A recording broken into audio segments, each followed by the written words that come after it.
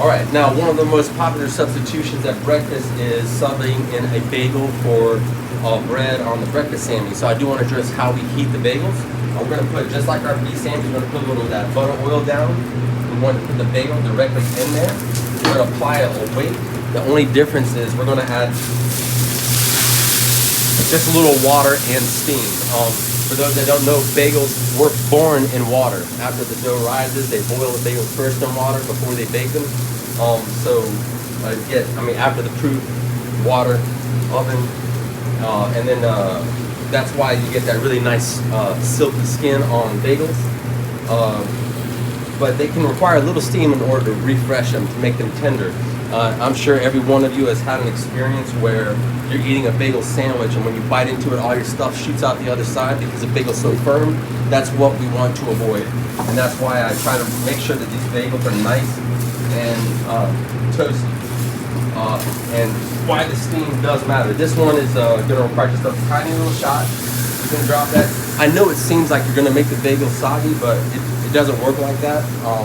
And the grill is always hot enough to re-crisp the outside of the bagel while the inside captures the moisture.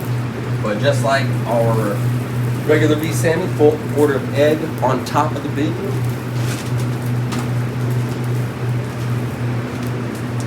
Get our 2 slices of cheese from our nice clean line over here, which I love. And once again, the steam. So I know in our beef Sammy video, we talked about how the grill starts to cool down, and you can see with the addition of water and more ingredients, every time you add water to the grill to add steam, that brings your temperature down and down and down. So don't be scared of running a grill that's a little warmer. Now as you can see, this one, the bottom here is a little bit tougher than the lid on this one, but I'm gonna keep going. I'm just trying to check and make sure we're not burning the bagel. We're still looking good. So I'm gonna keep that weight, that pressure on. Now here's a small prop that some of you guys might run to online. Right now my bacon, egg, and cheese is ready. My bagel is not quite ready yet. So rather than let that keep sitting there and burn, one of the options you can do is push your filling up on top of the spatula and let it set off to the side, just like this. It'll stay warm while we finish off our bagel. So, and that's one of the reasons I keep multiple scrapers, multiple spatulas on the line. It gives me different options for different things. So now, you see we got a beautiful color, nice and crispy there. I'm gonna do just a light press on the other side of the bagel. Sometimes I don't need to do this when the skin is real nice and stuff, but it's a little damp, so I'm gonna just refresh the outside. And those are the largest differences between the beef Sammy and the bagel beef Sammy. So as you can see, just out of reflex, every time I finish something on the grill, I scrape, I clean. I don't want burnt bits sitting on my grill getting stuck in other sandwiches and on the outside of the bread.